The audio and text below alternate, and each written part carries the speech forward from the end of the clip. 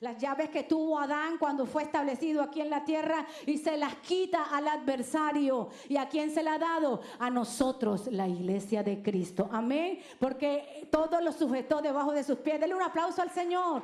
Y debajo de los pies de Él, es debajo de nuestros pies, porque Él es nuestra cabeza y nosotros somos su cuerpo. Aleluya. Nada es imposible.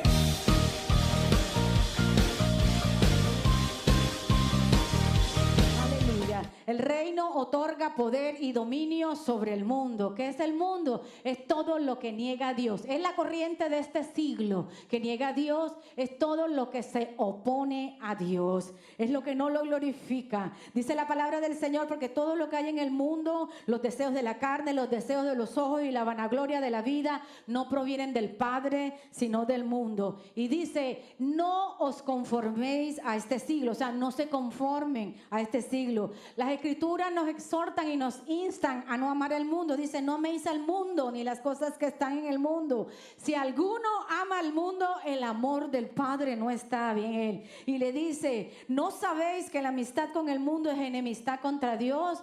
Los amigos del mundo son enemigos de Dios. Cualquiera pues que quiera ser amigo del mundo se constituye en enemigo de Dios. Y dice, el mundo pasa. Dile al que está a tu lado, el mundo pasa.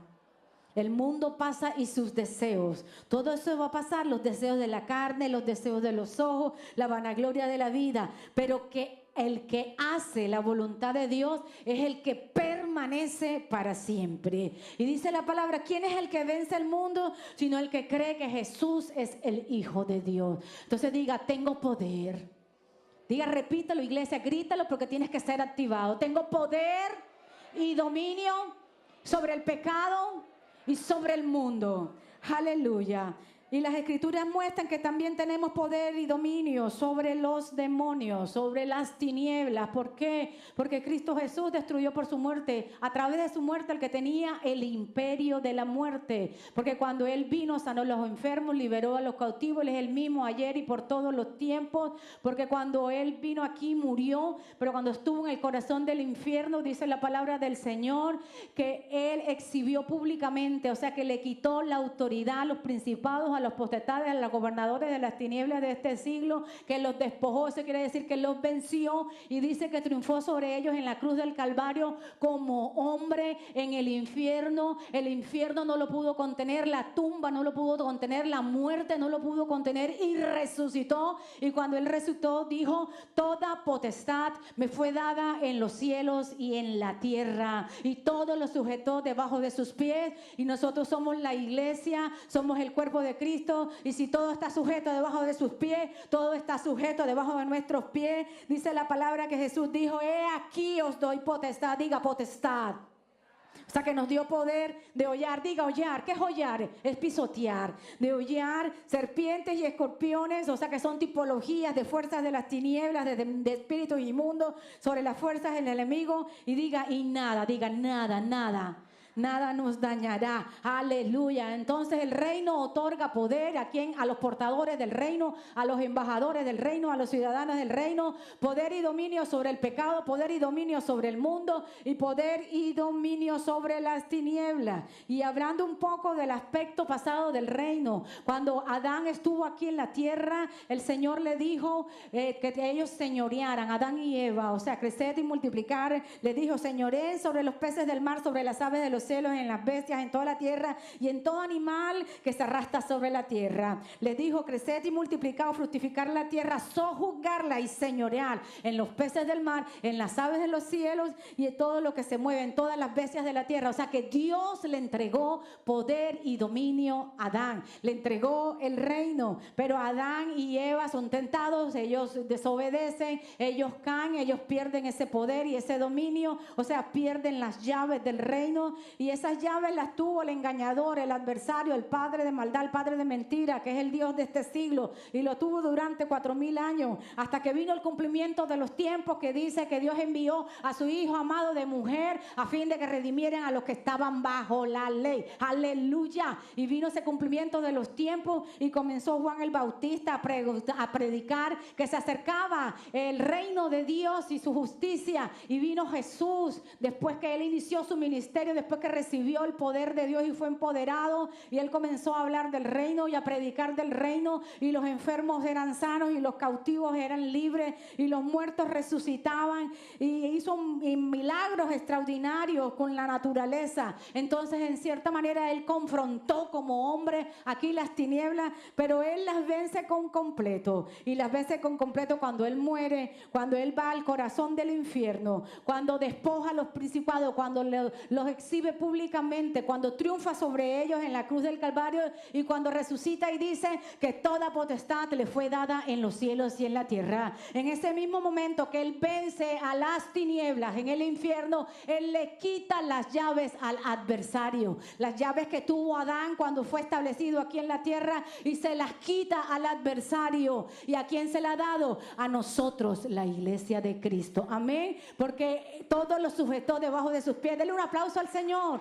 Y debajo de los pies de Él, es debajo de nuestros pies, porque Él es nuestra cabeza y nosotros somos su cuerpo. Aleluya. Diga aleluya, aleluya, aleluya. Y la iglesia primitiva comenzó a hacer lo mismo. Jesús resucitó, Jesús ascendió a los cielos. La iglesia primitiva comenzó a enseñar del reino, comenzó a predicar del reino, y los enfermos eran sanos y los cautivos eran libres, y así estuvieron durante años en la doctrina correcta, con la manifestación de poder, predicaban el reino. Pero con los años se fue perdiendo la manifestación del poder, y se ha venido predicando en muchas partes o en cierta parte de la iglesia de Cristo un evangelio con la doctrina correcta, pero sin la demostración del poder. ¿Son salvos? Sí, son salvos. ¿Son nuestros hermanos? Sí, son nuestros hermanos. ¿Es la doctrina correcta? Sí, es la doctrina correcta, pero no hay la manifestación visible del poder que vemos en la palabra del Señor. Jesús vino a predicar, a enseñar sobre el reino. Los enfermos eran sanos, los cautivos eran libres, los muertos resucitaban, la naturaleza se le sujetaba a él. Hizo milagros extraordinarios, y nosotros debemos hacer lo mismo. ¿Por qué? Porque el reino es una realidad presente. Porque Jesús dijo: y estas señales seguirán a los que creen. ¿Quiénes creen? Entonces, las señales, ¿a quiénes siguen? Dilo, iglesia, ¿a quiénes siguen las señales? A los que creen. Y dice: en mi nombre echarán fuera demonios, hablarán nuevas lenguas, tomarán en las manos serpientes, y si bebieren cosa mortífera no les hará daño, y sobre los enfermos pondrán sus manos y sanarán. O sea que las señales es vigente, y parte de la iglesia está como estaba Juan el Bautista. Juan el Bautista dijo que el reino de los cielos se había acercado. El Señor dice que no hay uno tan grande como Juan el Bautista, porque fue obediente. Él habló, enseñó del reino, pero la Biblia no muestra que Juan el Bautista hizo algún milagro. Pero Jesús hizo los milagros, predicó, enseñó sobre el reino, y los enfermos eran sanos y los cautivos eran libres. Amén. Hizo milagros extraordinarios. Él es el mismo ayer y por todos los tiempos, y nos hace llamado a nosotros como iglesia a cruzar la línea. Diga: tengo que cruzar la línea. Tengo que cruzar la línea. ¿Cuál línea, pastora? Entre hablar, entre anunciar, entre predicar el evangelio del reino y establecer el reino. O sea, que sea visible ese evangelio del reino con la manifestación. ¿Y cómo lo vamos a hacer? No lo podemos hacer con inseguridades, no lo podemos hacer con miedos, ni con temores, ni con incredulidad. Tenemos que hacerlo con determinación, o sea, con sencillez de corazón, porque no somos nosotros, es Dios a través de nosotros, pero con determinación, con una fe persistente, con una fe violenta, con una fe que alcanza tantas cosas y que alcanza grandes cosas, porque Dios quiere que nosotros seamos instrumentos de su reino. Amén. Y que podamos decir, como Él nos enseñó a nosotros cuando enseñó sobre la oración del Padre Nuestro: venga tu reino, Señor, y hágase tu voluntad, como se hace en el cielo, así también en la tierra. El Señor quiere que nosotros digamos: venga tu reino. Di: venga tu reino. Venga tu reino, Señor.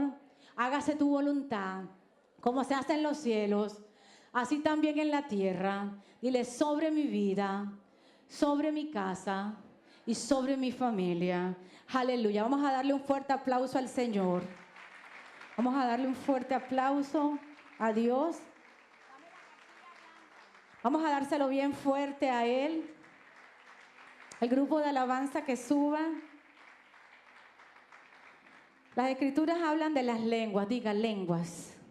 Y las lenguas hacen parte del reino. Amén. Cuando nosotros oramos en lengua es directamente nuestro espíritu con el espíritu de Dios.